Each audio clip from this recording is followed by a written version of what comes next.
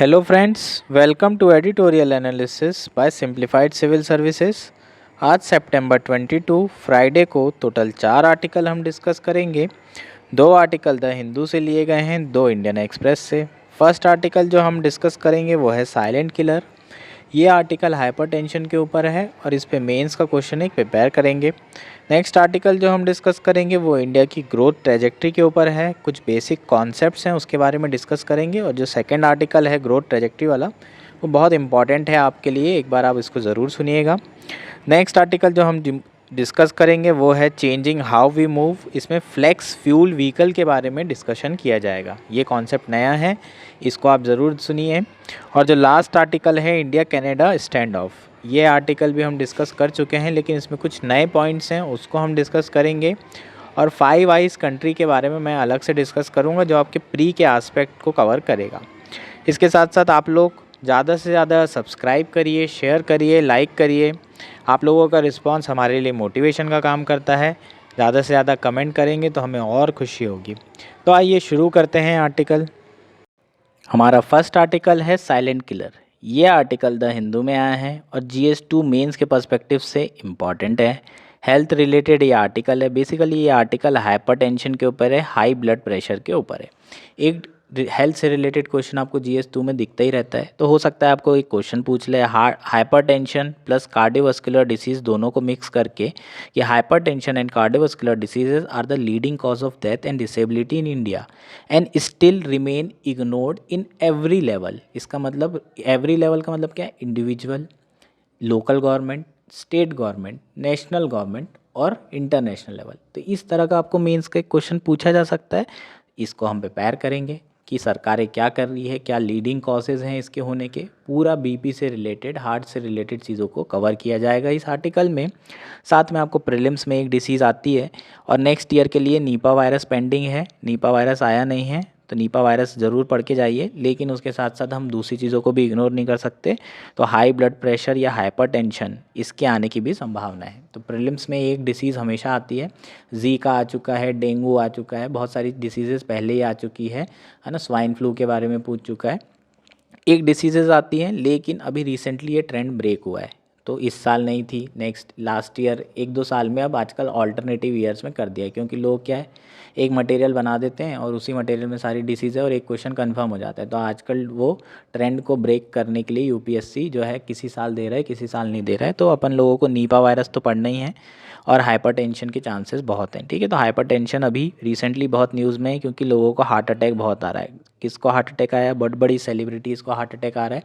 जैसे अभी 40 साल की उम्र में सिद्धार्थ शुक्ला, एक जो सेलिब्रिटी था, बिग बॉस जीता था बंदा, और उसमें जो है वो ख़त्म हो गया, डेथ हो गई उसकी, क्योंकि उसे हार्ट डिसीज़ हो गई थी, है ना। हार्ट अटैक आ गया था, उसका मेन कारण था हार्ट अटैक होना, और बेसिकली 40 साल की उम्र थी। तो आज के समय में कार्डियोवास्कुलर डिसीजेस ऐसा नहीं है कि अब एज के साथ हो रही है। अब लाइफस्टाइल अगर आपकी ख़राब है तो आप 30 साल में भी हो सकते हो कि आपको ये डिसीज़ हो जाए, और अगर आपकी लाइफस्टाइल अच्छी है तो आप 60-70 में भी आपको ये डिसीज़ ना हो। ठीक है, तो बेसिकली जो हाइपरटेंशन है, कार्डियोवास्कुलर डिसीज़ है, ये सारी लाइफस्टाइल पे डिपेंड करती है। डायबिटीज़ के साथ अगर हम हाइपरटेंशन मर्ज कर दें तो ये बहुत ख़तरनाक होती है हार्ट के लिए, और आपको हार्ट डिसीजेस होने की संभावना हो सकती है। और यही बेसिकली हमारा आर्टिकल है। इसमें लिखा हुआ है कि जो हाइपरटेंशन है वो क्या है? साइलेंट किलर है। क्यों है साइलेंट किलर? क्योंकि पता नहीं चलता है, लोगों को डायग्नोस नहीं होता है, और लोगों को ब्लड प्रेशर रहता है ना, उतना ध्यान नहीं देते, हम इतना काम में लगे रहते हैं कि हमें पता ही नहीं चलता कि हमें ब्लड प्रेशर की बीमारी हो रखी है। तो अब शुरू करते हैं। बेसिकली एक्चुअल में BP होता क्या है, हाइपरटेंशन क्या होता है? High blood pressure. High blood pressure का मतलब है अगर आपका जो ब्लड प्रेशर है 140 डिवाइड बाय 90 mmHg से ज़्यादा है, तो आपका जो ब्लड प्रेशर होगा वो हाई BP होगा, और आपको काय की प्रॉब्लम होगी? हाइपरटेंशन की दिक्कत होगी। तो ब्लड प्रेशर क्या होता है? Blood pressure is the BP is the pressure of the blood against the wall of your arteries. Arteries क्या होती हैं? हमारे हाथों में देखा होगा आपने, ब्लू ब्लू कलर की वेन्स दिखाई देती है, नसें। उसको काट लो और भर भरा के जो है खून निकलता है। ठीक, तो उसको काटना मत। देखने के लिए उस वेन्स में जो है अगर आप देखें तो खून बहता है।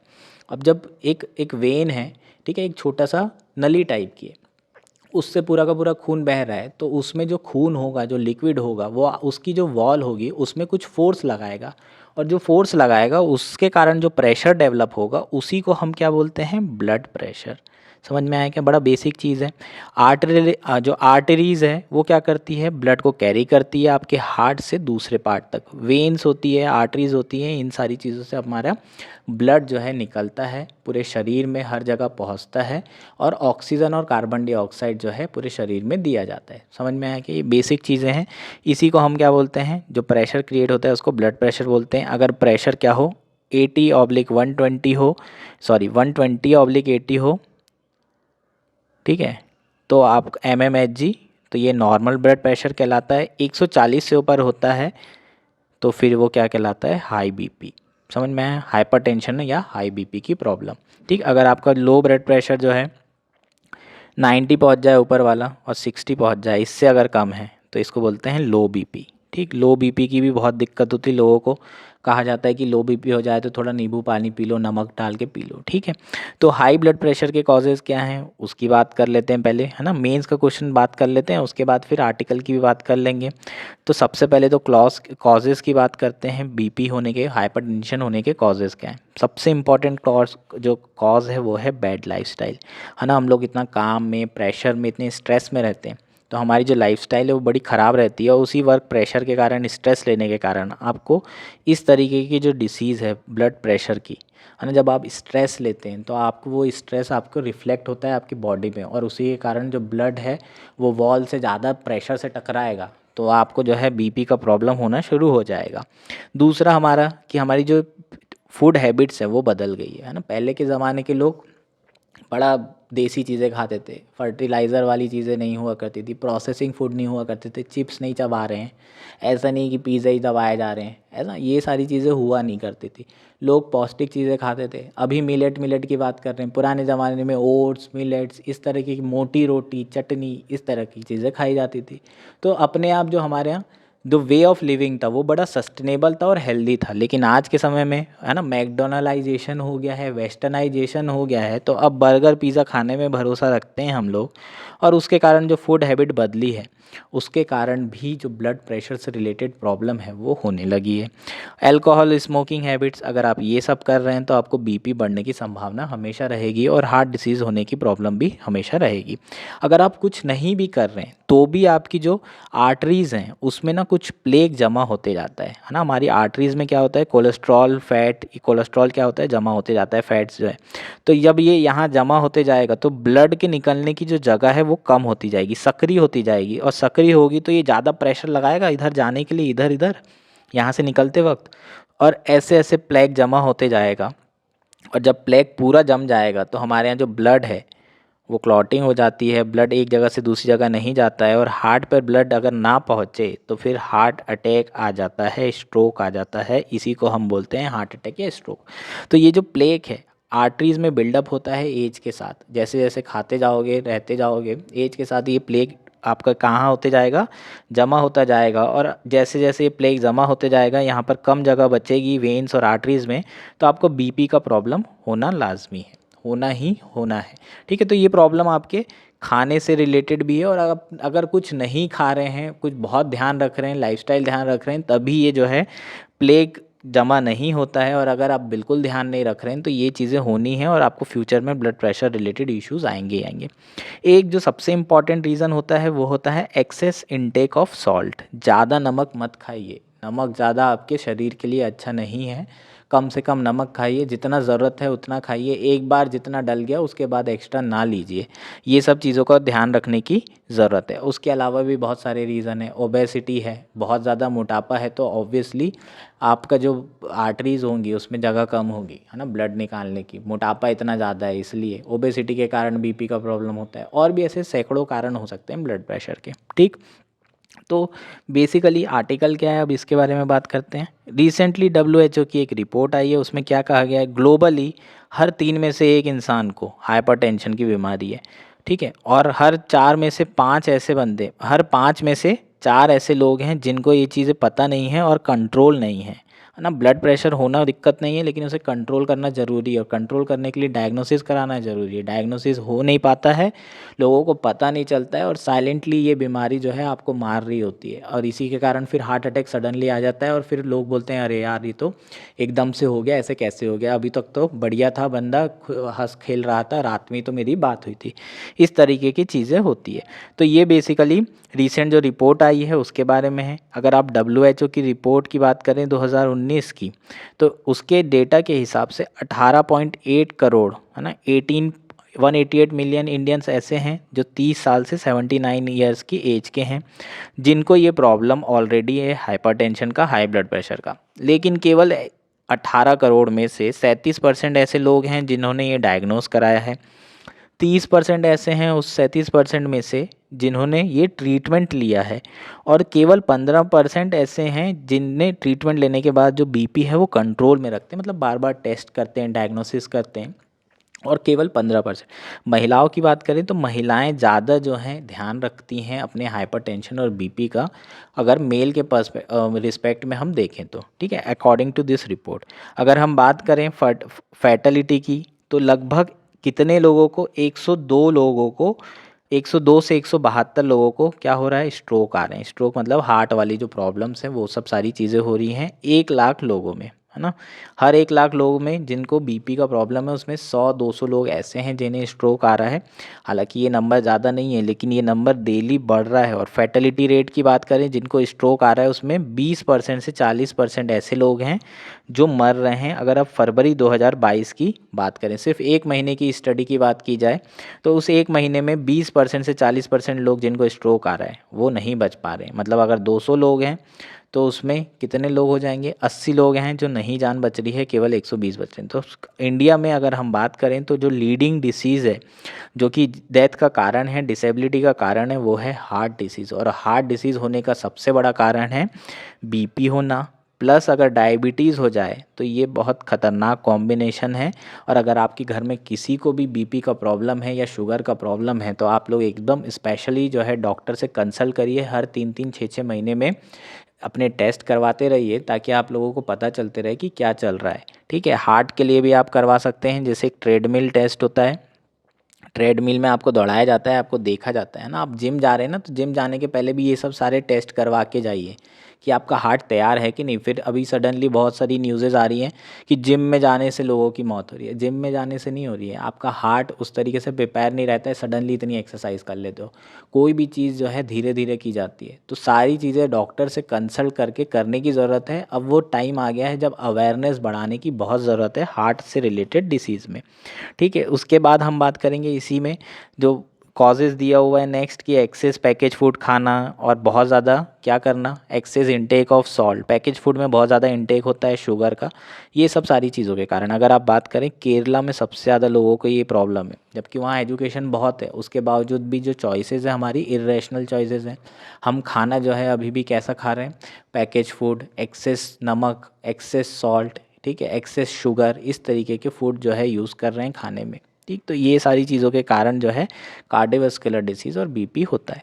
अब सॉल्यूशन क्या है, सॉल्यूशन की बात करेंगे तो it can only prevent and manage, ठीक है। इट कैन बी प्रिवेंटेबल, मतलब रोका जा सकता है इसको होने से, और साथ में इसको मैनेज किया जा सकता है। अगर हो जाए तो इसकी जो इम्पैक्ट है उसको कम किया जा सकता है। तो आपको सबसे पहले तो इम्पॉर्टेंट क्या करना है, सॉल्यूशन की बात करें, अगर किसी को हो गया है तो अपने वर्क प्रेशर को बैलेंस करने की ज़रूरत है सोशल लाइफ के साथ, ताकि आपका जो स्ट्रेस है वो मैनेज हो सके, है ना। बहुत सारे आप लोग सिविल सर्विस की तैयारी कर रहे हो, आने वाले समय में आपका जो वर्क लाइफ बैलेंस होगा, है ना, सोशल लाइफ और वर्क लाइफ दोनों को बैलेंस करना पड़ेगा, नहीं तो स्ट्रेस के कारण आपको इस तरीके की बहुत सारी बीमारी होने की संभावनाएं बढ़ जाएंगी, ठीक। तो आपको स्ट्रेस मैनेज करना पड़ेगा, स्ट्रेस मैनेजमेंट बहुत इंपॉर्टेंट है।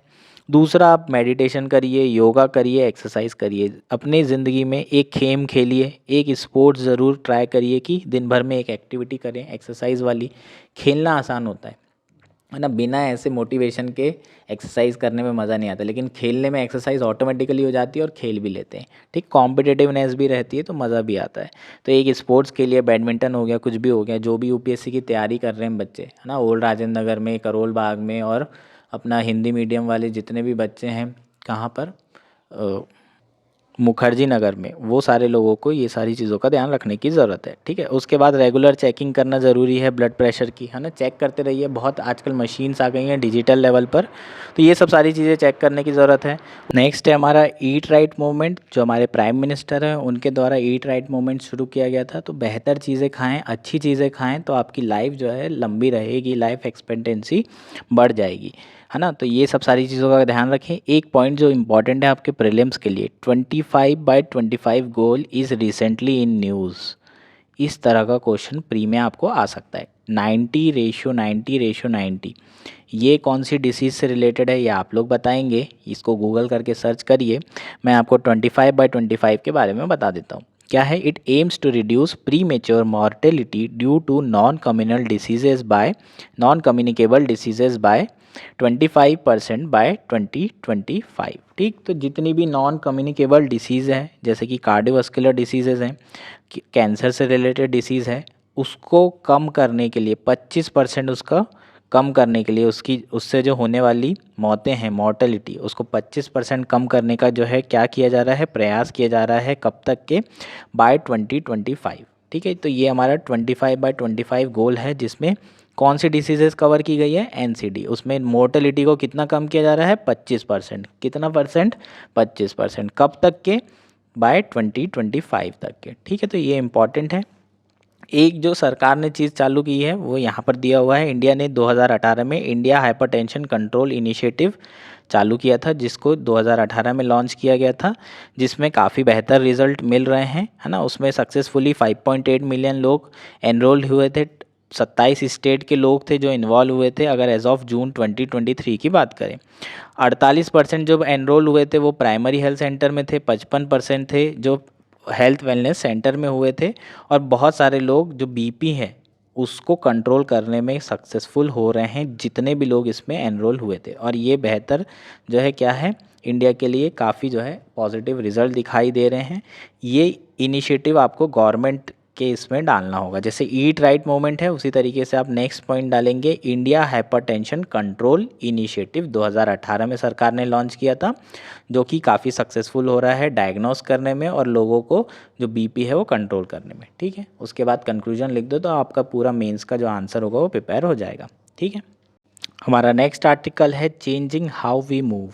ये आर्टिकल इंडियन एक्सप्रेस में आया हुआ है और आपके GS 3 के पर्सपेक्टिव से काफ़ी इंपॉर्टेंट है। इस बार मेंस में देखें तो काफ़ी क्वेश्चन आए हैं इस आर्टिकल से, काफ़ी रिलेटेड चीज़ें हैं जो पूछी गई हैं। सारी चीज़ें डिस्कस करेंगे। बेसिकली इससे रिलेटेड मैंने आर्टिकल सितंबर 14 को बायोफ्यूल सस्टेनेबिलिटी में लिया हुआ है। अगर आपको चीज़ें नहीं समझ में आ रही तो आप 14 सितंबर का जो आर्टिकल है वो देख सकते हैं। 1 अगस्त को ईवी के बारे में मैंने अलग से बताया है, कार इंजन के बारे में अलग से बताया है, कार कैसे रन होती है, ईवी में क्या होता है, नॉर्मल इंजन कैसे होते हैं, दोनों को मिक्स कर दिया जाए हाइब्रिड, उसमें क्या होता है, एकदम डिटेल में चर्चा की गई है। 1 अगस्त वाला जो आर्टिकल है, आप एक बार इसको देख लेंगे तो आपको सारी चीज़ें समझ में आ जाएगी। ठीक है, अभी यहाँ पर जो है आर्टिकल में मैं पूरी चीज़ें नहीं समझाऊंगा, वो सारी चीज़ें आप लोग एक बार वाला वीडियो देख लीजिए, वो सारी चीज़ें आपकी वहाँ से कवर हो जाएगी। ठीक है, तो बेसिकली क्या हो रहा है, India needs a clear plan to scale up ethanol production. Ethanol production की बात की जा रही है। बायोफ्यूल के थ्रू हम लोग क्या कर रहे हैं, जो हमारे इंपोर्ट हैं उसको कम करने की कोशिश कर रहे हैं। हम लोग इथेनॉल ब्लेंडिंग कर रहे हैं। इथेनॉल ब्लेंडिंग प्लान के बारे में अगर मैं आपको बताऊं, 2003 में शुरू हुआ था। पहले 5%, फिर 10% और अभी 20% ब्लेंडिंग का टारगेट है 2025 तक। ठीक है, ये टारगेट किसने किया है? सरकार द्वारा। इथेनॉल ब्लेंडिंग के लिए जो हम बायोफ्यूल प्रोडक्शन कर रहे हैं वो कैसे कर रहे हैं? 1 डिग्री से मेजरली कर रहे हैं। जो फूड ग्रेन है, शुगर क्रेन क्रॉप है, शुगर क्रेन में मोलासेस होता है जो कि उसका बाय प्रोडक्ट होता है, इसके थ्रू हम लोग क्या करते हैं? इथेनॉल प्रोडक्शन करते हैं। मेजॉरिटी 80 to 90% जो हमारा प्रोडक्शन है वो किसके थ्रू हो रहा है? 1 डिग्री बायोफ्यूल जनरेशन से हो रहा है। और 1 डिग्री बायोफ्यूल जनरेशन चिंता वाली बात है। क्यों? क्योंकि ये अनसस्टेनेबल है। अनसस्टेनेबल होने का कारण क्या है 1 डिग्री का? क्योंकि फूड सिक्योरिटी का भी तो इशू आएगा। साथ में शुगर केन का जो प्रोडक्शन है वो वाटर इंटेंसिव क्रॉप है और उसके कारण बहुत सारे इश्यूज हो सकते हैं। वाटर इंटेंसिव क्रॉप मतलब बहुत ज़्यादा depletion of ground water, irrigation issues, ये सारे इश्यूज़ आ सकते हैं ना। रेनफॉल अगर नहीं हुई तो बहुत सारे जो फार्मर हैं वो लोग सुसाइड कर सकते हैं डेट में आकर के। तो बहुत सारे इश्यूज शुगर के साथ ऑलरेडी चल रहे हैं। और अगर हम इथेनॉल प्रोडक्शन में भी उसे यूज़ करेंगे तो चिंता वाली बात हो जाएगी। हमको सेकेंड जनरेशन में जाने की ज़रूरत है, जहाँ पर सेल्यूलोज वगैरह से डायरेक्टली क्या किया जा रहा है, 2G मेथड के थ्रू इथेनॉल प्रोड्यूस किया जा रहा है। इसमें हम लोग क्या क्या यूज़ करते हैं, इसमें हम लोग फूड ग्रेन वाली चीज़ें यूज़ नहीं करेंगे। जो रॉटन चीज़ें हैं वो इस्तेमाल की जाएगी, जो ख़राब हो गई है, जो ख़राब फूड ग्रेन है या फिर जो वेस्ट ऑर्गेनिक मटेरियल है उसको यूज़ किया जाता है 2G जनरेशन में। 2G जनरेशन प्लांट की बात करें, पूरे देश में अलग अलग जगह जो है प्लांट लगाए जा रहे हैं, लेकिन मेन जो प्रोडक्शन हो रहा है वो 1G हो रहा है, और वो बहुत ही चिंता वाली बात है ना। 84% जो है फूड क्रॉप से हो रहा है, शुगर केन के थ्रू 84% है, और बाकी जो नॉर्मल ग्रेन है उससे 16%।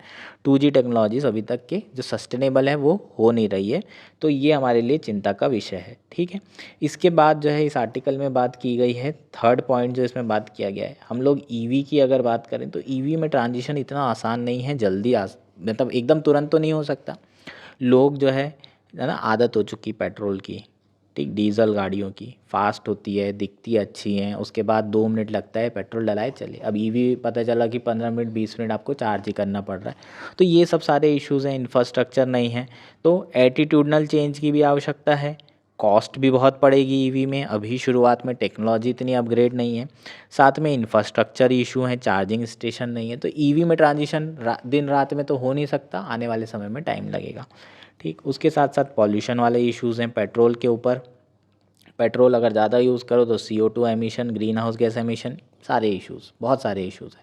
ठीक, तो हम क्या चाहते हैं, पेट्रोल की इंपोर्ट कम हो, और उसके लिए इसमें थर्ड सॉल्यूशन दिया हुआ है, वो दिया है कि फ्लेक्स फ्यूल जो व्हीकल हैं उसका इस्तेमाल किया जाए। ये फ्लेक्स फ्यूल व्हीकल क्या होते हैं, यही हमारा मेन आर्टिकल है। ये बेसिकली हम लोग क्या बना रहे थे अभी तक, भूमिका बना रहे थे। फ्लेक्स फ्यूल जो व्हीकल हैं, अभी रिसेंटली इंडिया ने first flex fuel vehicle launch किया है। ये सिमिलर हैं, IC इंजन इसमें है, इसमें मूव होता है इसी IC इंजन से, लेकिन एक या एक से ज़्यादा जो फ्यूल हैं इसमें इस्तेमाल किए जा सकते हैं। मतलब ऐसा नहीं कि पेट्रोल गाड़ी तो पेट्रोल ही यूज़ होगा, डीजल है तो डीजल ही होगा।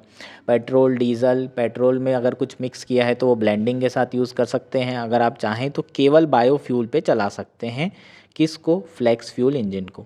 ठीक है, फ्लेक्स फ्यूल व्हीकल को। बहुत सारी कंट्रीज़ हैं, ब्राज़ील है, कनाडा है, जापान है, साउथ कोरिया, वहाँ पर ऐसे व्हीकल्स आ रहे हैं। इंडिया ने भी रिसेंटली लॉन्च किया है। तो इसमें क्या है, basically have engines that can run on the flexible fuel, a combination of petrol and ethanol and 100% ethanol alone, मतलब बायोफ्यूल से भी चल सकता है। तो इसके काफ़ी बेनिफिट हैं।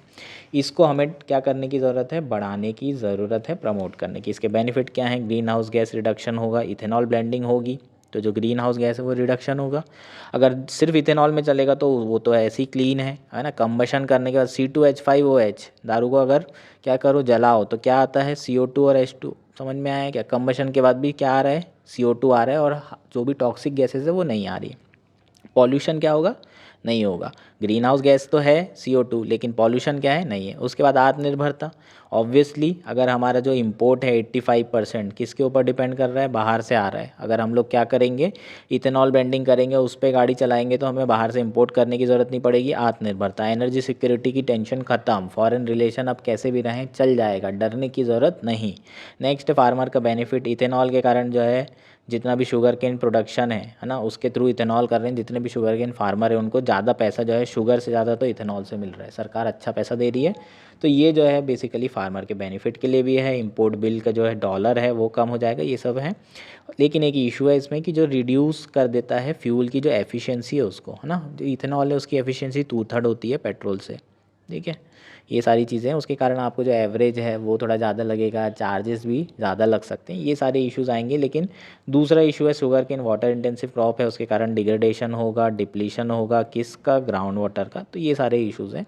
तो बेसिकली इस आर्टिकल में यही सारी बातें की गई है कि इंडिया को ईवी में स्विच करने के पहले फ्लेक्स फ्यूल व्हीकल पे जाने की ज़रूरत है। इतना जल्दी ईवी में नहीं पहुंच सकते, ट्रांजिशन करने के पहले बीच में इंटरमीडिएट स्टेप आप इसमें भी क्या कर सकते हैं, स्विच कर सकते हैं। समझ में आया क्या, ये बेसिकली आर्टिकल था। होपफुली सारी चीज़ें समझ में आ गई होगी आप लोगों को। हमारा नेक्स्ट आर्टिकल है ट्रैकिंग इंडियाज़ ग्रोथ ट्रेजेक्ट्री। तो बेसिकली ये आर्टिकल द हिंदू में आया है, और आप लोगों के लिए प्रीलिम्स के लिए काफ़ी इंपॉर्टेंट कॉन्सेप्ट्स हैं इसमें, जिसको हम कवर करेंगे। मेंस की भी चीज़ें आपको काम आ सकती है, जो भी इस आर्टिकल में है मेंस में आप यूज़ कर सकते हैं आंसर राइटिंग में। तो बात करेंगे आर्टिकल की। सबसे पहले थोड़ी भूमिका बना ली जाए। अगर आप लोगों ने 12th की मैक्रो इकोनॉमिक्स की बुक पढ़ी है और आपको वो कॉन्सेप्ट्स आते हैं तो ये आर्टिकल अब बहुत ही आसान हो जाएगा आपके लिए। और अगर आपने नहीं पढ़ी है और आप मेरे से पढ़ रहे हैं तो भी ये बहुत आसान हो जाएगा, क्योंकि मैं सारे कॉन्सेप्ट बताता ही हूँ। ठीक है, तो शुरू करते हैं। बैकग्राउंड क्या है? सबसे पहला बैकग्राउंड तो ये है कि अभी रिसेंटली एनएसओ का फर्स्ट क्वार्टर का डेटा आया है और जीडीपी डेटा जो आया है वो क्या है? 7.8%। अब 7.8% ज़्यादा है? हाँ बिल्कुल ज़्यादा है। क्यों ज़्यादा है उसकी बात कर लेते हैं भाई। ये बहुत ज़्यादा है क्योंकि पूरी दुनिया में स्लो डाउन चल रहा है। स्लो डाउन से क्या होता है? पूरी दुनिया में कुछ भी हो, हमारे देश में तो बढ़िया चल रहा है सब। बिल्कुल दुनिया से होता है। क्यों? क्योंकि आप एक्सपोर्ट करते हो ना। एक्सपोर्ट तो तभी करोगे जब दुनिया वालों के पास पैसा रहेगा। अब दुनिया पूरी गरीबी में जी रही है तो कैसे तुम्हारा जो माल है उसको इम्पोर्ट करेगी? तो तुम्हारे जो एक्सपोर्ट होगा वो नहीं होगा। तो एक्सपोर्ट अगर कम होगा तो ग्रोथ तो कम होगी, प्रोडक्शन कम होगा और प्रोडक्शन कम होगा तो ग्रोथ कम होगी। तो बेसिकली ये जीडीपी इसलिए ज़्यादा है क्योंकि पूरी दुनिया में स्लो डाउन है, इन्फ्लेशन है और ग्लोबल हेडविंड चल रही है, मतलब अनसर्टेनिटी है। यूक्रेन रशिया वॉर चल रहा है, प्राइसेस बढ़ रहे हैं पेट्रोल के, और इन सारी अनसर्टेनिटी के बीच में 7.8, तो इंडिया फास्टेस्ट ग्रोइंग इकोनॉमी है पूरी दुनिया की। तो ये डेटा बहुत बढ़िया डेटा है। समझ में आया? तो ये हमारा फर्स्ट पॉइंट है जो फर्स्ट कुछ लाइनों में लिखा हुआ है। और नॉमिनल की बात करें तो नॉमिनल भी 8% जीडीपी ग्रो हो रही है। नॉमिनल और रियल में फ़र्क क्या होता है अभी पढ़ेंगे, सारा कॉन्सेप्ट तो यही है। नॉमिनल रियल ये सब क्या है पढ़ेंगे, जीडीपी क्या है सब पढ़ेंगे। तो ये सारा डेटा क्या है?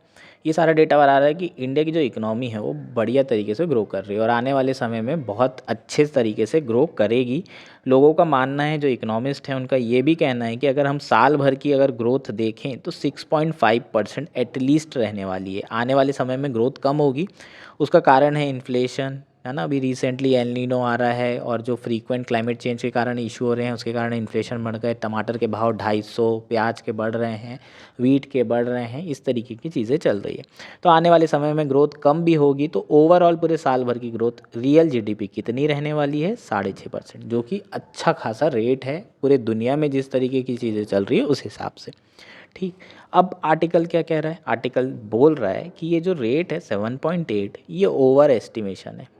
अगर हम इसको कॉमन जीडीपी को बिट्स एंड पीसेस में डिवाइड करें और अलग अलग छोटे छोटे जो इंडिकेटर हैं उसको देखें तो वो इंडिकेटर ये दर्शा रहे हैं कि इकोनॉमी तो अच्छा कर ही नहीं रही है। अब जब इकोनॉमी अच्छा नहीं कर रही है तो ओवरऑल जीडीपी इतनी ज़्यादा कैसे हो सकती है?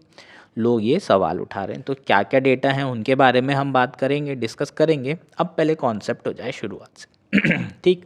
तो सबसे पहला टर्म जीडीपी। जीडीपी क्या होता है? जीडीपी बेसिकली ज्योग्राफी के लिए होती है। ठीक है, एक ज्योग्राफी की बात करेंगे।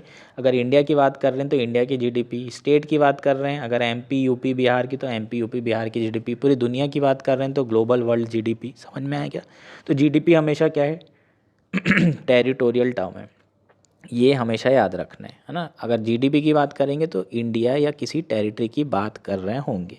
अब जीडीपी होता है क्या? Monetary value of final goods and services produced in economy. इसका मतलब जो गुड्स एंड सर्विसेज प्रोड्यूस हो रहे हैं पूरे देश में हमारे, उसकी जो मॉनेटरी वैल्यू होगी वो क्या होगी? जीडीपी। और जो गुड्स एंड सर्विसेज प्रोड्यूस हो रहे हैं वो क्या होना चाहिए? फाइनल गुड्स एंड सर्विसेज होना चाहिए। फाइनल का बड़ा इंपॉर्टेंट है, बहुत ज़्यादा इंपॉर्टेंस है फाइनल का। क्यों इंपॉर्टेंस है फाइनल का?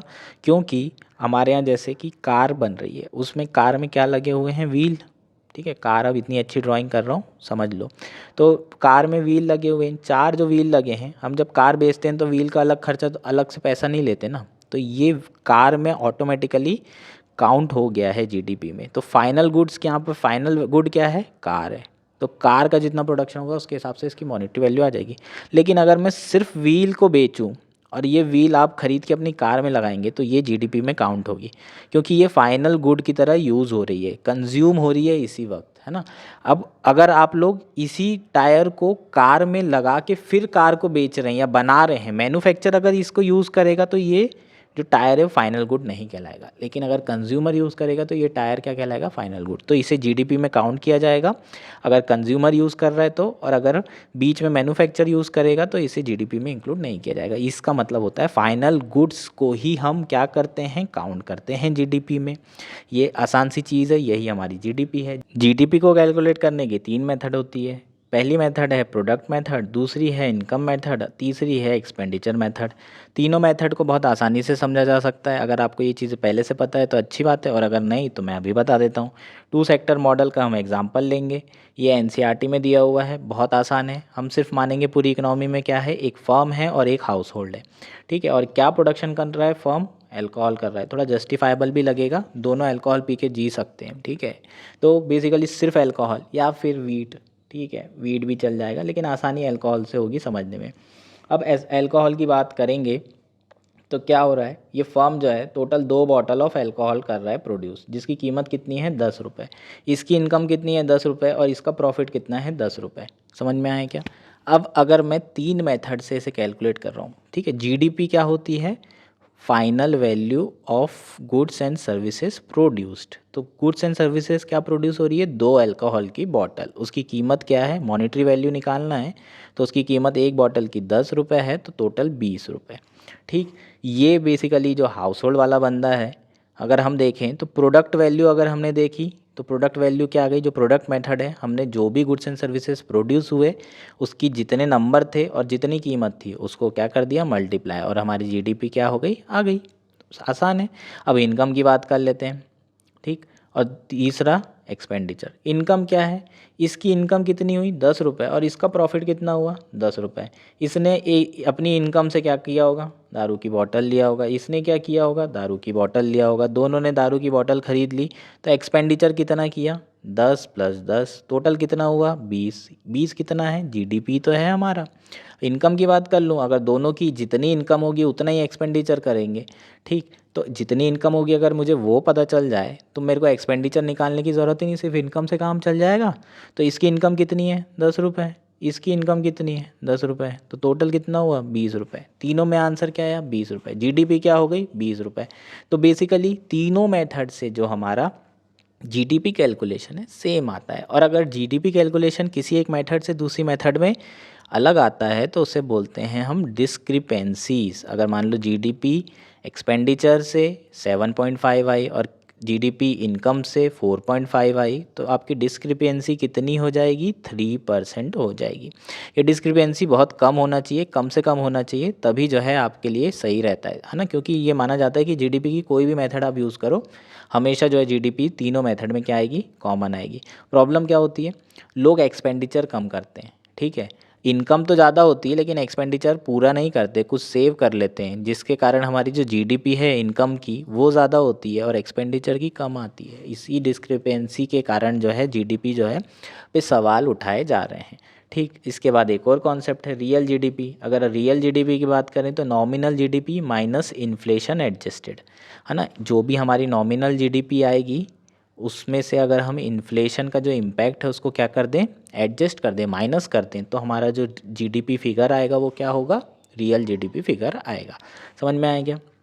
ऐसा क्यों होता है, जीडीपी में मान लीजिए किसी साल रियल अगर 100 रुपये थे, 100 रुपये का प्रोडक्शन हो रहा है, जितने भी गुड्स हैं 10 गुड्स हो रहे हैं, 10 रुपये एक की कीमत है, टोटल प्रोडक्शन कितना हुआ 100 रुपये का। नेक्स्ट ईयर क्या हुआ, 10 गुड ही प्रोड्यूस हुए और एक की कीमत कितनी हो गई 15 रुपये।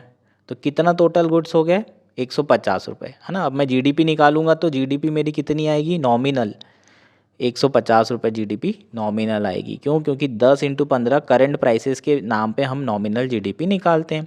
लेकिन अगर मैं रियल जीडीपी की बात करूं तो रियल जीडीपी मेरी कितनी होगी, रियल जीडीपी मेरी 0 होगी, ग्रोथ ही नहीं हुई है। अभी भी 10 प्रोड्यूस हो रहा है, पहले भी 10 प्रोड्यूस हो रहा था। जो प्राइस जो एक्स्ट्रा हमारा मॉनेटरी बढ़ा है वो किस कारण बढ़ा है, केवल प्राइसेस के कारण बढ़ा है। तो नॉमिनल इन्फ्लेशन के कारण बढ़ा है। हमारा जो इन्फ्लेशन है वो कितना था पहले 10 रुपये, अब कितने का हो गया 15 रुपये। तो इन्फ्लेशन कितना बढ़ गया 50% हाई हो गया। इसलिए हमारी जो नॉमिनल जीडीपी के कारण ग्रोथ हुई है, नॉमिनल ग्रोथ वो 50% ज़्यादा दिखाई दे रही है। अगर मैं इसको माइनस कर दूंगा 50% को, तो जो 50% ग्रोथ नॉमिनल थी माइनस 50% इन्फ्लेशन, तो रियल ग्रोथ कितनी हो जाएगी 0 हो जाएगी। ये बेसिकली कॉन्सेप्ट है। जीडीपी डिफ्लेटर क्या कैलकुलेट करता है, हमारा इन्फ्लेशन जो है कैलकुलेट करता है। हालांकि ये पूरे साल भर में आता है इससे, इसलिए हम लोग सीपीआई और डब्ल्यूपीआई इंडेक्स को लेते हैं। ये बेसिकली आपको एनसीईआरटी में दिया हुआ है। जीडीपी डिफ्लेटर क्या होता है? Nominal GDP divided by real GDP. Nominal GDP कितनी थी? 150। रियल जीडीपी कितनी थी? 100। डिवाइड करेंगे तो कितना आएगा? 3/2 इंटू 100, तो ये हो जाएगा 50, ये हो जाएगा 150। समझ में आया क्या? तो टोटल कितना परसेंट बढ़ गया इन्फ्लेशन? जो डिफ्लेटर के हिसाब से 150% यहाँ पर बढ़ता हुआ दिखाई दे रहा है। समझ में आया कि नहीं आया? ये बेसिकली हमारा क्या है? कॉन्सेप्ट है जीडीपी डिफ्लेटर का। मतलब जो प्राइसेस हैं वो बहुत ज़्यादा बढ़ चुके हैं, ठीक है, 100% से ज़्यादा हो चुके हैं। तो ये आपका जीडीपी डिफ्लेटर क्या करता है? रियल प्राइसेस बताता है, रियल जीडीपी बताता है। ये इन्फ्लेशन कैलकुलेट करने के काम भी आता है, लेकिन ये ईयरली डेटा देता है और हमको सीपीआई डब्ल्यूपीआई हर क्वार्टरली और हर मंथ में डेटा दे देते हैं, इसलिए हम इनको ज़्यादा यूज़ करते हैं। और बेसिकली कंज्यूमर के जो करीब होती हैं, इसमें सारे गुड्स एंड सर्विसेज इंक्लूड होते हैं, क्योंकि जीडीपी में सारी चीज़ें आती हैं। जितनी भी मॉनिटरी वाली चीज़ें हैं, केयर इकोनॉमी जीडीपी में नहीं आती तो वो नहीं आएगी। अब जो आर्टिकल में बात की गई है, 3 ऐसे रीज़न्स हैं कि हमारे जो डेटा है वो बहुत ऐसा लग रहा है कि डाइसी है। क्या रीज़न है? पहले तो डिस्क्रिपेंसी बहुत ज़्यादा है। डिस्क्रिपेंसी मतलब जो कैलकुलेट की गई है जीडीपी, वो किसके ऊपर की गई है? इनकम अप्रोच से की गई है। तो जितनी भी नेशनल इनकम हुई है, जितने भी फैक्टर ऑफ प्रोडक्शन से प्लस टैक्सेस, डेप्रिसिएशन और नेट फॉरेन इनकम जो है, इन सबको कैलकुलेट किया गया। उससे हमारी जीडीपी 7.8% आई। लेकिन सेम जीडीपी हमने निकाले एक्सपेंडिचर अप्रोच से, कितना एक्सपेंडिचर हुआ है, उससे हमारी जो जीडीपी आई है वो कितनी है? 4.5। तो हमारी डिस्क्रिपेंसी अगर देखेंगे तो 3.3% डिस्क्रिपेंसी आई है, जो कि बहुत हाई डिस्क्रिपेंसी है। और इसलिए लोगों को लग रहा है कि इतनी हाई डिस्क्रिपेंसी कैसे हो सकती है, ठीक है। तो इसका एक रीज़न ये भी रहता है, एक्सपेंडिचर लोग कम करते हैं, ठीक। इनकम लोगों की ज़्यादा हो रही है लेकिन एक्सपेंडिचर कम कर रहे हैं, इसका मतलब सेविंग में ज़्यादा पैसा खर्चा किया जा रहा है लोगों के द्वारा, ठीक। लेकिन अगर सेविंग हो रही है तो कंजम्पशन कम होगा, और कंजम्पशन कम होगा तो जीडीपी भी तो कम होना चाहिए। तो ये सारी चीज़ें एक दूसरे से क्या है? रिलेटेड है। समझ में आया क्या? दूसरा जो पॉइंट बोला जा रहा है इस आर्टिकल में, overestimation due to deflation in WPI index, ठीक है। रिसेंटली डब्ल्यूपीआई जो इंडेक्स है उसमें प्राइसेस बड़े कम हुए हैं, उसके कारण इन्फ्लेशन बहुत कम हो गया है और डिफ्लेशन हो रहा है। अब मैंने यहाँ कैलकुलेट करके आपको बताया था, रियल जीडीपी क्या होती है? Nominal minus inflation. अगर आपका इन्फ्लेशन क्या हो? माइनस में पहुँच जाए तो माइनस माइनस प्लस हो जाएगा, तो जीडीपी क्या आ जाएगी? रियल जीडीपी ज़्यादा आने लगेगी, तो ओवर एस्टिमेशन हो जाएगा। समझ में आया? डिफ्लेशन का मतलब क्या होता है? जो ग्रोथ है प्राइसेस की वो कम होना, या इन्फ्लेशन कम हो जाए बहुत तो भी रियल जीडीपी ज़्यादा दिखाई देगी, या फिर इन्फ्लेशन जो है डिफ्लेशन में कन्वर्ट हो जाए, मतलब माइनस इन्फ्लेशन हो जाए तो भी ये जीडीपी जो है ओवर एस्टिमेशन होगा। और तीसरा बोल रहा है बेस इफेक्ट के कारण जीडीपी ओवर एस्टिमेशन हो गया है। बेस इफेक्ट का मतलब क्या होता है? अगर 1 रुपये जीडीपी है और कल को 2 रुपये हो जाए तो कितने परसेंट बढ़ी? 100%। और अगर 100 रुपये थी जीडीपी और कल को 102 रुपये हो जाए तो कितने परसेंट बढ़ी? 2%। तो ये होता है बेस इफेक्ट। हम बेस क्या ले रहे हैं? अगर 100 से 2 रुपये बढ़ रही है तब 2% बढ़ रहा है, लेकिन यहाँ पर 1 रुपये बढ़ी 1 से तो 100% बढ़ गया। इसको बोलते हैं बेस। आप किस बेस से कैलकुलेट कर रहे हैं उस पर डिपेंड करता है। कोविड के समय में हमारी जो जीडीपी थी नॉमिनल, वो बहुत कम हो गई थी। अब नॉमिनल जीडीपी मान लो 5 रुपये है और सडनली 8 रुपये या 10 रुपये हो गई तो 100% बढ़ जाएगा। और अगर जीडीपी आपकी बहुत हाई है, 100 रुपये और 5 रुपये भी बढ़ेगी तो ये 5 ही%। समझ में आ रहा है? चाइना की जीडीपी का जो बेस है वो बहुत हाई है, वहाँ की 5% की जीडीपी इंडिया की 10% की जीडीपी से ज़्यादा है, क्योंकि बेस बहुत बड़ा है। यूएस की 3% भी बहुत ज़्यादा होती है, इंडिया की 7-8 से भी। समझ में आया क्या? तो ये बेस इफेक्ट के कारण जो जीडीपी है उसको ओवर एस्टिमेशन किया गया है। कोविड के समय में जीडीपी के जो नंबर थे वो बहुत कम थे और सडनली अभी नंबर बढ़ गए हैं, तो ऐसा लग रहा है कि ग्रोथ बहुत तेज़ी से हो रही है, जो कि परसेंटेज टर्म्स में आती है। समझ में आया? फ्यूचर की बात की गई है, साथ साथ फ्यूचर भी डाइसी है, इतना ग्रोथ नहीं होगी। क्यों नहीं होगी? एक तो इन्फ्लेशन है, एल नीनो। जो एग्रीकल्चर सेक्टर है 3.5 से ग्रो कर रहा था, अब ना करेगा क्योंकि एल नीनो चल रहा है। उसके साथ इन्फ्लेशन होगा तो इंटरेस्ट रेट हाई होगा, इंटरेस्ट रेट हाई होगा तो इन्वेस्टमेंट नहीं होगा ना भाई। इन्वेस्टमेंट नहीं होगा तो डिमांड नहीं होगी, और डिमांड नहीं होगा तो एम्प्लॉयमेंट नहीं होगा, एम्प्लॉयमेंट डिमांड नहीं होगी तो प्रोडक्शन नहीं होगा, प्रोडक्शन नहीं होगा तो एम्प्लॉयमेंट नहीं होगा, एम्प्लॉयमेंट नहीं होगा तो डिमांड नहीं होगी। अगर एम्प्लॉयमेंट नहीं है तो इनकम नहीं है, और इनकम नहीं तो डिमांड नहीं। साइकिल कंटिन्यूस चलती रहेगी, ठीक है। तो हाई इन्फ्लेशन के कारण सारी चीज़ें होती रहती है। इसके साथ साथ डेप्रिसिएशन हो रहा है, अभी बहुत ज़्यादा 82 रुपीज़ पहुँच गया है $1 का, ठीक है। बहुत सारे लोग बोल रहे हैं कि बहुत तेज़ी से डेप्रिसिएशन हो रहा है, उसका कारण क्या है? डेप्रिसिएशन होने से क्या होगा, जो प्राइसेस हैं इंपोर्ट के वो बढ़ जाएंगे, तो इन्फ्लेशन अल्टीमेटली बढ़ ही रहा है, तो इन्फ्लेशन इससे बढ़ेगा, फिर वही सारी चीज़ें, हाई इंटरेस्ट रेट वगैरह वगैरह वगैरह। उसके बाद क्रूड ऑयल की बात करें तो क्रूड ऑयल के प्राइसेस बढ़ गए हैं, $100 प्रति बैरल हो गया है सऊदी ऑयल का। प्राइसेस बढ़ जाएंगे, इंपोर्ट पे डिपेंडेंट हैं हम लोग, तो हमारा जो अगर ऑयल के प्राइसेस बढ़ेंगे तो इन्फ्लेशन बढ़ेगा, क्योंकि ट्रांसपोर्टेशन कॉस्ट बढ़ेगी, ट्रांसपोर्टेशन कॉस्ट बढ़ेगी तो बाकी वेजिटेबल्स के प्राइसेस बढ़ेंगे, वेजिटेबल के प्राइसेस बढ़ेंगे तो सारे overall prices, raw material, industry goods सबके बढ़ने लगेंगे। तो इन्फ्लेशन बढ़ेगा तो फिर वही चीज़, हाई इंटरेस्ट रेट तो जो इन्वेस्टमेंट होगा वो कम होगा, इन्वेस्टमेंट कम तो डिमांड कम, डिमांड कम तो प्रोडक्शन कम, प्रोडक्शन कम तो अनएम्प्लॉयमेंट बढ़ेगा, और ये पूरी साइकिल चलती रहेगी। समझ में आया क्या? तो बहुत अच्छी पिक्चर भी नहीं है। अगर हम बात करें तो इस आर्टिकल के हिसाब से बताया जा रहा है कि इंडिया की ग्रोथ रेजिलियंट तो है लेकिन बहुत अच्छी नहीं है, इतना ज़्यादा खुशी मनाने की ज़रूरत नहीं है कि बहुत ज़्यादा है इंडिया तेज़ी से ग्रो कर रहा है, और कॉशियस रहने की ज़रूरत है आने वाले समय में, ये इसका क्या है कंक्लूजन। तो बेसिकली आर्टिकल होपफुली आपको सारी चीज़ें समझ में आ गई होगी, सारे कॉन्सेप्ट इसमें क्लियर हो गए होंगे। अगर नहीं हुए तो कमेंट करके बताओ, सबको अलग से बता दूंगा। इकोनॉमिक्स अपना ऑप्शनल रहा है, ठीक है, ऐसा कोई टॉपिक नहीं है जो आपको नहीं समझा सकते हम, ठीक। हमारा आज का लास्ट आर्टिकल है the India Canada stand of. ये आर्टिकल इंडियन एक्सप्रेस में आया है और आपके GS2 के पर्सपेक्टिव से इम्पॉर्टेंट है। IR में आपको पूछा जा सकता है, मेंस में पूछने की संभावना कम है, इंटरव्यू में पूछ सकते हैं, प्रीलिम्स में इससे रिलेटेड कुछ भी क्वेश्चन आ सकता है। बात करेंगे इस आर्टिकल की। बेसिकली इंडिया जो कनाडा का रिलेशन है वो काफ़ी लो लेवल पर आ गया है, क्राइसिस बहुत ज़्यादा बढ़ गया है। मैंने 2 दिन पहले इसके बारे में अलग से डिस्कस कर चुका हूँ क्यों ये स्टैंड ऑफ हो रहा है, लेकिन एक बार फिर से आप लोगों को बता देता हूँ, बैकग्राउंड बताना ज़रूरी है, जो नए बच्चे हैं जिनको जानकारी नहीं है उनके लिए। तो बेसिकली क्या हो रहा है, कनाडा के जो PM हैं उन्होंने पार्लियामेंट की पटल पर इंडिया के बारे में आरोप लगाया है कि इंडिया ने कनाडा की जो सॉवरेनिटी है उसको वायलेट किया है, भंग करने की कोशिश की है। ऐसा कैसे किया है? इंडिया का जो है इन्वॉल्वमेंट बताया जा रहा है कनाडा का एक जो सिटीज़न है हरदीप सिंह नज्जर, उसकी हत्या में। ऐसा कौन कह रहा है? कनाडा के जो प्राइम मिनिस्टर है वो कह रहे हैं कि इंडिया का क्या है, इन्वॉल्वमेंट है। क्यों इन्वॉल्वमेंट है, इंडिया क्यों मरवाएगा किसी को? तो बेसिकली हरदीप सिंह जो नज्जर हैं वो प्रो खालिस्तानी एक्टिविटी में लगे हुए थे, और इंडिया ने कई बार जो है हिदायत भी दी, आपत्ति भी जताई, और कहा भी जो है कनाडा को कि उनके जो सिक्योरिटीज़ इशू हैं, ग्रीवियांसेस हैं, उनको प्लीज़ एड्रेस करिए। लेकिन इस बात को इग्नोर किया। इसका मतलब ये नहीं है कि इंडिया डायरेक्टली इन्वॉल्व हो जाए और फिर किसी की सॉवरेनिटी भंग करके वहाँ लोगों को मारना शुरू कर दे। हालांकि ऐसा हो भी सकता है, अपने को नहीं पता, लेकिन रॉ और IB जो है IB और रॉ का इसमें इन्वॉल्वमेंट बता रहा है कनाडा। अब उसके बाद क्या हुआ है वो सारी चीज़ों की बात करते हैं।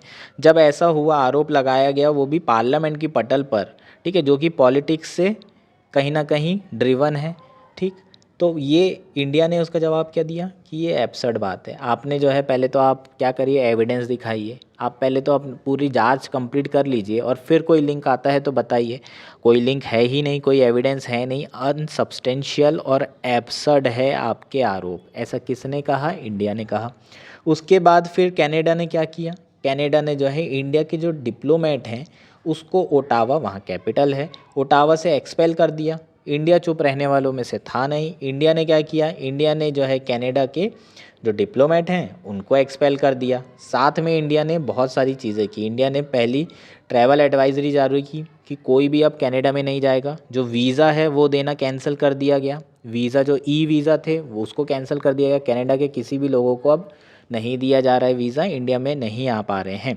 इसके साथ साथ इंडिया में जितने भी स्टूडेंट हैं, कनाडा में जितने भी स्टूडेंट हैं, प्रोफेशनल हैं, उन लोगों को कॉशियस रहने के लिए कहा गया है कि इंडिया के लोगों को टारगेट किया जा सकता है। ये 3 हिदायतें किसने दी है? भारत सरकार के द्वारा दी गई है, और ये रिएक्शंस हैं, ठीक है। और बहुत तेज़ी से जो क्राइसिस है वो तेज़ी से एस्केलेट हो रहा है, बढ़ रहा है। अब हम बात करेंगे कि क्या क्या स्टेक्स में लगा हुआ है। अगर क्राइसिस बढ़ता है और रिलेशन बहुत ख़राब होते हैं तो किस किस को कितना नुकसान होगा। नंबर्स की बात कर लेते हैं। तो इंडिया का अगर FDI की बात करें, बहुत कम FDI आता है कनाडा से। अपने को कुछ ज़्यादा पैसा वहाँ से मिल नहीं रहा है, कोई ज़्यादा फ़ायदा है नहीं। जितना भी FDI आता है उसका 0.5% केवल कहाँ से आ रहा है? कनाडा से, तो कोई ज़्यादा नुकसान नहीं होने वाला है अगर रिलेशन ख़राब भी हो गए तो। बस एक सबसे बड़ा नुकसान होगा कि इंडियंस बहुत हैं वहाँ पर। डायस्पोरा की बात करें, अपने जो पंजाबी लोग हैं, है ना, कनाडा ही जाना है सबको, तो वो कनाडा जाते हैं, तो बहुत बड़ी पॉपुलेशन पंजाबियों की कनाडा में है।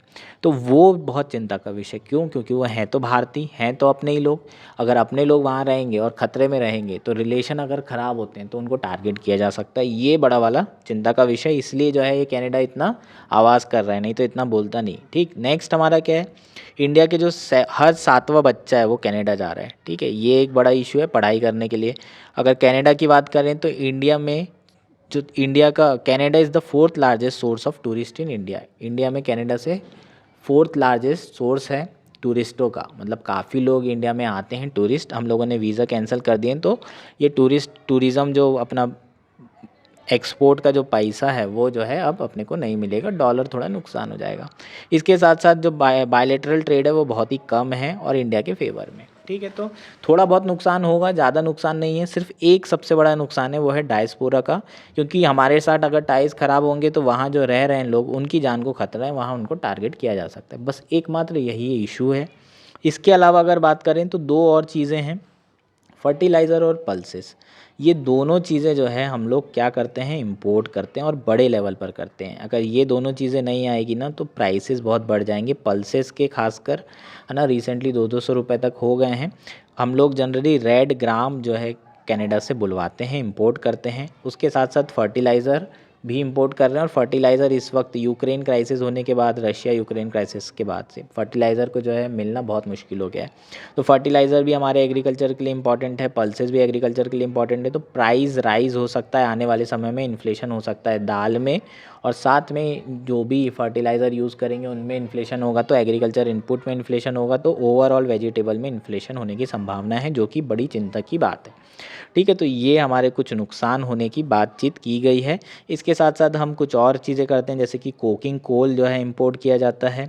उसके साथ साथ potassium chloride, lentils, news print और वुड पल्प, ये कुछ चीज़ें हम इंपोर्ट करते हैं, लेकिन ये उतनी इंपॉर्टेंट है। ठीक है, तो ये सारा हमारा नुकसान होगा। अब जियो पॉलिटिक्स की बात कर लेते हैं। जियो पॉलिटिक्स में बड़ा चिंता का विषय ये है कि G7 का मेंबर कौन है, कनाडा। ठीक है, कनाडा G7 का मेंबर है, मतलब G7 की बात की जाए तो juice for US and Germany.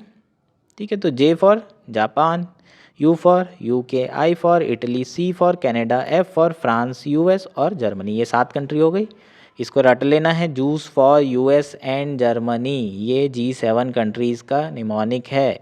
अब बात करते हैं कनाडा काय का पार्ट है, G7 का। उसके साथ इसका उठना बैठना बड़े बड़े लोगों के साथ है, बड़ी बड़ी कंट्रियों के साथ है। उसके साथ साथ ये 5 I ग्रुपिंग है, जो इंटेलिजेंस ग्रुपिंग है उसका भी हिस्सा है। 5 eyes grouping countries, intelligence agency है ये, इंटेलिजेंस एजेंसी वाली मतलब कंट्रीज़ है। कौन सी कंट्रीज़ हैं ये 5 आईज में, ये याद रखना आपको बहुत ज़रूरी है। ये प्री के लिए इम्पॉर्टेंट है। इस पूरे टॉपिक में सिर्फ ये एक क्वेश्चन है जो पूछा जा सकता है। पिछले बार विजन में एक टेस्ट में भी पूछा गया था, लेकिन ये पेंडिंग है, ये आपको पूछा जा सकता है। US, UK, ऑस्ट्रेलिया, न्यूजीलैंड और कनाडा, ये 5 कंट्री है। कौन कौन सी, US, UK, न्यूजीलैंड, कनाडा और ऑस्ट्रेलिया। ये हो गई 5 आईज कंट्रीज़, इसको पढ़ना बहुत ज़रूरी है बस। तो जियो पॉलिटिकल सिचुएशन क्या हो जाएगी, ऐसी कोई सिचुएशन ना हो जाए इंडिया क्वाड का मेंबर है, ये G7 के मेंबर हैं, अब बात ये आ जाए कि या तो ये या तो मैं। इस तरह का जो सिचुएशन है ऐसी खड़ी नहीं होना चाहिए। कोई भी कंट्री, UK हो US हो, वो ऐसे 2 कंट्री के बीच में चूज़ नहीं करना चाहेगी, और कोशिश करेगी जो एस्केलेशन है वो डी एस्केलेशन हो, और जो रिलेशन है वो नॉर्मलाइज हो सके। ख़त्म, यही हमारा आर्टिकल था, इससे ज़्यादा इसमें कुछ इंपॉर्टेंट नहीं है। होपफुली सारी चीज़ें आपको समझ में आ गई होगी। 5 आईज की है इसमें, इसको रटना है, US, UK, New Zealand, Canada, Australia. UK, US, New Zealand, Canada, Australia, याद कर लो, पक्का पूछ सकता है। Thank you, enjoy your day.